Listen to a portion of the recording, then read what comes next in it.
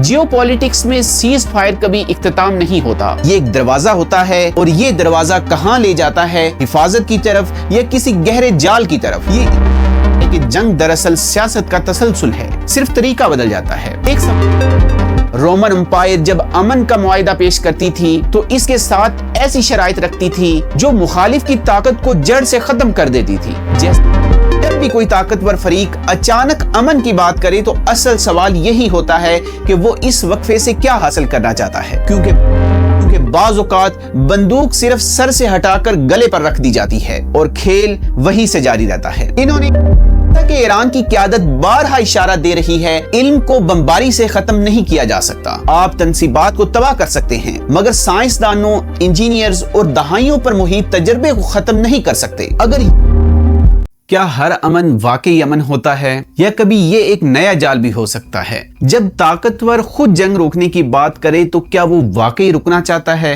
क्या cease fire इख्तिताम होता है या एक नई चाल की शुरुआत? अगर दुश्मन आपको अमन दे तो क्या वो आपको आजाद कर रहा है या कमजोर कर रहा है? असल सवाल ये नहीं कि जंग क्यों रुकी, बल्कि ये है कि अब क्या शुरू होने वाला है। मैं हूं अतीक जाहिद, आप देख रहे हैं ग्लोबल पॉइंट। कार्ल वान क्लाउज़विट्ज़ का कहना है कि जंग दरअसल सियासत का तसलसल है, सिर्फ तरीका बदल जाता है। एक सवाल खुद से पूछें, जब एक ऐसा शख्स जिसने पूरी जिंदगी सौदेबाजी, दबाव डालने और आखिरी लम्हे में मेज छोड़ देने की हिकमत अमली पर बनाई हो, अचानक इस मेज पर झुककर आपको अमन की पेशकश करे तो आपको सबसे पहले क्या सोचना चाहिए? ये नहीं कि क्या ये सच है या नहीं, ये गलत सवाल है। असल सवाल ये है कि वो अब रुक कर क्या हासिल करना चाहता है जो वो लड़ाई जारी रखकर हासिल नहीं कर सकता। जियो पॉलिटिक्स में सीज फायर कभी इख्तिताम नहीं होता, ये एक दरवाजा होता है और ये दरवाजा कहाँ ले जाता है, हिफाजत की तरफ या किसी गहरे जाल की तरफ, ये इस बात पर मुनहसिर होता है कि इसे खोलने वाला दरअसल चाहता क्या है। आज की दुनिया में भी कुछ ऐसा ही मंजर पेश किया जा रहा है। बज़ाहिर बमबारी रुक जाती है, मार्केटें खुल जाती हैं और इसे एक कामयाबी के तौर पर पेश किया जाता है, लेकिन हकीकत में ये अक्सर एक नई हिकमत अमली का आगाज होता है। जंग वक्ती तौर पर रुकती है मगर मुआशी दबाव, पाबंदियां और सफारती शराइत मजीद सख्त हो जाती हैं। यूं दुश्मन को मुज़ाकरात की मेज पर इस हालत में लाया जाता है जहां इसके पास कमजोर पोजीशन के अलावा कुछ नहीं बचता। ये कोई नई हिकमत अमली नहीं है, तारीख में बारहा ताकतवर सल्तनतों ने यही तरीका अपनाया है। रोमन एम्पायर जब अमन का मुआहिदा पेश करती थी तो इसके साथ ऐसी शराइत रखती थी जो मुखालिफ की ताकत को जड़ से खत्म कर देती थी, जैसे हथियार डालना, मुआशी इन्हिसार और खुद मुख्तारी में कमी। बज़ाहिर ये अमन लगता था मगर हकीकत में ये मुकम्मल कंट्रोल का आगाज होता था। इस तरह बरतानवी सल्तनत ने सेकंड बॉयर वॉर में मुज़ाकरात का दरवाजा खोला मगर पसे पर्दा ऐसे इक़दामात किए जिन्होंने मुखालिफ की मुज़ाहमत की सलाहियत को खत्म कर दिया। इससे एक अहम सबक मिलता है, बाज़ औक़ात सीज फायर खुद हिकमत अमली होता है, ना कि इसका इख्तिताम। लिहाजा जब भी कोई ताकतवर फरीक अचानक अमन की बात करे तो असल सवाल यही होता है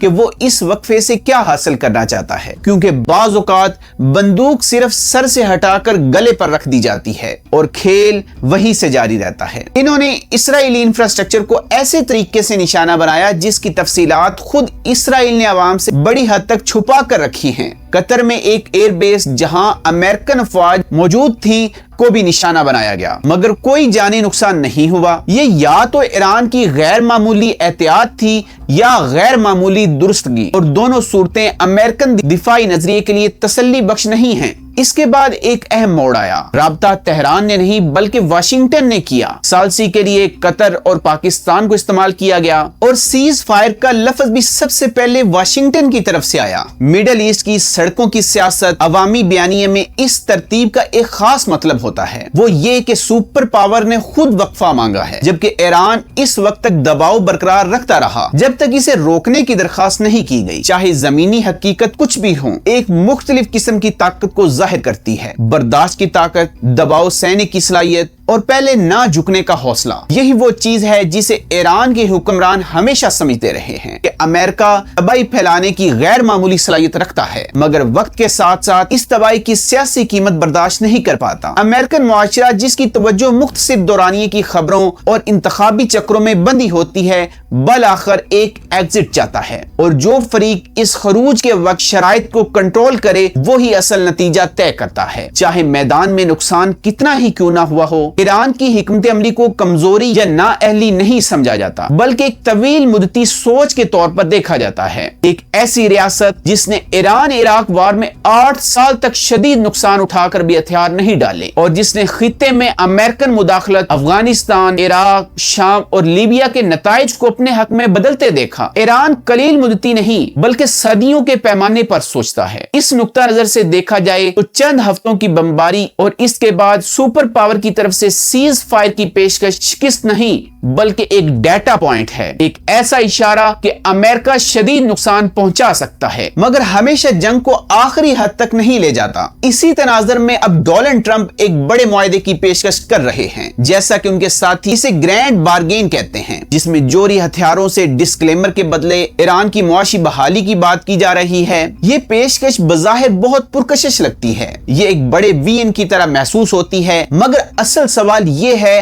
کہ اس گرینڈ بارگین کے بدلے ایران کو کیا کھونا پڑے گا۔ سب سے اہم چیز وہ واحد طاقت جو مستقبل میں امریکہ کو دوبارہ ایسا اقدام اٹھانے سے روک سکتی ہے، یعنی نیوکلیئر پروگرام کی صلاحیت۔ یہ پروگرام صرف ہتھیار بنانے کے بارے میں نہیں ہے بلکہ اس امکان کے بارے میں ہے کہ ہتھیار بنائے جا سکتے ہیں، اور یہی امکان ایک ایسا کارڈ ہے جسے مکمل طور پر ختم نہیں کیا جا سکتا، کیونکہ جیسا کہ ایران کی قیادت بارہا اشارہ دے رہی ہے، علم کو بمباری سے ختم نہیں کیا جا سکتا۔ آپ تنصیبات کو تباہ کر سکتے ہیں مگر سائنسدانوں، انجینئرز اور دہائیوں پر محیط تجربے کو ختم نہیں کر سکتے۔ اگر یہ لوگ زندہ رہیں تو وہ دوبارہ تعمیر بھی کر سکتے ہیں۔ لہٰذا اگر ایران اپنے پروگرام کو رسمی طور پر ترک کر بھی دے اور بدلے میں پابندیوں میں نرمی اور معاشی بحالی حاصل کر بھی لے تو وہ اسے اپنی سب سے بڑی دفاعی طاقت کو ایسے معاشی فائدے کے بدلے دے رہا ہوگا جسے مستقبل میں کوئی بھی امریکن حکومت دوبارہ پابندیوں کے ذریعے ختم کر سکتی ہے۔ یہی وہ نقطہ ہے جسے اس بیانیے میں اصل جال کہا گیا ہے۔ دلچسپ بات یہ ہے کہ اصل خطرہ کھلی جنگ نہیں بلکہ وہ امن ہے جو اس کے بعد آتا ہے۔ جنگ کے اثرات نظر آتے ہیں، تباہ شدہ تنصیبات، سیٹلائٹ تصاویر، میزائل حملے اور تیل کی قیمتوں میں اتار چڑھاؤ، مگر یہ امن ایک ایسے نظام میں لپٹا ہوتا ہے جو بظاہر سب کو فائدے کی بات کرتا ہے لیکن اندر سے ایک مستقل کنٹرول کی طرف لے جاتا ہے۔ اس منطق کے مطابق اگر ایک ملک اپنے دفاعی آپشن چھوڑ دے اور بدلے میں اپنی معیشت کو ایک عالمی نظام سے جوڑ لے تو اس کی پالیسیز بھی اس نظام کے دباؤ کے تحت چلنے لگتی ہیں۔ یوں وہ چیز جو جنگ کے ذریعے حاصل نہیں ہو سکی وہ تجارت اور معاشی انحصار کے ذریعے حاصل ہو جاتی ہے۔ اسی دوران وقت بھی ایک اہم عنصر بن جاتا ہے۔ سیز فائر کے دوران ایک طرف فوجی موجودگی مضبوط کی جا سکتی ہے جبکہ دوسری طرف معاشی دباؤ بڑھایا جا سکتا ہے۔ پابندیاں، تجارتی رکاوٹیں اور عالمی مالیاتی نظام کا کنٹرول، یہ سب ایک خاموش دباؤ پیدا کرتے رہتے ہیں جو وقت کے ساتھ ساتھ مؤثر ہو جاتا ہے۔ آخر کار اس صورتحال میں اندرونی تقسیم بھی پیدا ہوتی ہے، ایک طرف وہ لوگ جو کسی بھی قیمت پر معاہدہ چاہتے ہیں اور دوسری طرف وہ جو سمجھتے ہیں کہ ایسے معاہدے طویل مدت میں ملک کی اسٹریٹجی خود مختاری کو ختم کر سکتے ہیں۔ تہران کے وزیر خارجہ نے اشارہ دیا ہے کہ Iran treaty on the non proliferation of the nuclear weapon سے نکلنے پر غور کر سکتا ہے۔ ایرانی حکام یہ بھی کہہ رہے ہیں کہ وہ میدان جنگ کی برتری کو برقرار رکھتے ہوئے طویل مدتی اسٹریٹجک فائدہ حاصل کرنا چاہتے ہیں۔ یہ کسی ہار ماننے والے فریق کی زبان نہیں ہے بلکہ ایک ایسے فریق کی ہے جو یہ سمجھنے کی کوشش کر رہا ہے کہ اس سے کیسے مذاکرات کیے جائیں، جیسے سامنے والا پہلے ہی یہ طے کر چکا ہو کہ قابل قبول نتیجہ صرف اس کی مستقل اسٹریٹجک کمزوری ہے، اور اس سب کو معاشی شراکت داری کی خوبصورت الفاظ میں پیش کیا جا رہا ہے۔ دنیا اس وقت ایک مکمل حکمت عملی کو اپنی آنکھوں کے سامنے بنتے دیکھ رہی ہے، پہلے زبردست طاقت کا استعمال، پھر اچانک رحم دلی کا تاثر۔ یہ دراصل سلطنتوں کی پرانی حکمت عملی ہے جسے اب 21ویں صدی کے معاہدوں کی زبان میں پیش किया जा रहा है। पहले बमबारी ताकत का तवाज़ुन कायम करती है, फिर सीज फायर शराइत तय करता है और आखिर में मुज़ाकरात इन शराइत को मुस्तकिल हकीकत बना देते हैं। अगर हदफ बनने वाला फरीक इस खेल को समझता है जैसा कि ईरान समझता है, तो असल सवाल ये बनता है कि क्या थकन आखिरकार शऊर पर गालिब आ जाएगी और क्या एक ऐसी तहजीब जिसने दहाइयों तक बैरूनी दबाव का मुकाबला किया, इस अमन के फरेब का मुकाबला कर सकेगी जो बज़ाहिर इज्जत देता है मगर हकीकत में हथियार डालने पर मजबूर करता है। असल सवाल का जवाब सिर्फ ईरान का मुस्तकबिल तय नहीं करेगा बल्कि यह भी तय करेगा कि आने वाले वक्त में बड़ी ताकतें अपने हरीफों को कैसे कंट्रोल करेंगी, क्योंकि जो कुछ यहाँ कामयाब होगा वही याद रखा जाएगा और जो याद रखा जाएगा वही दोहराया जाएगा। दुनिया सिर्फ एक जंग का इख्तिताम नहीं देख रही बल्कि एक मुकम्मल प्ले बुक बनती देख रही है, एक ऐसा तरीकेकार जो मुस्तकबिल की हर बड़ी टकराव में इस्तेमाल होगा, जहां एक तरफ तबाह करने वाली ताकत होगी और दूसरी तरफ बर्दाश्त करने वाली ताकत। असल सबक मिसाइलों के बारे में नहीं है बल्कि इसके बाद आने वाली खामोशी के बारे में है और इस बात के बारे में है कि इस खामोशी की कहानी कौन लिखता है। सवाल यह भी है, क्या यह वाकई जंग का इख्तिताम है या सिर्फ अगले मरहले की तैयारी है? आपकी इसके बारे में क्या राय है? कमेंट सेक्शन में अपनी राय लाजमी दीजिएगा और अपना और अपने प्यारों का ख्याल भी रखिएगा।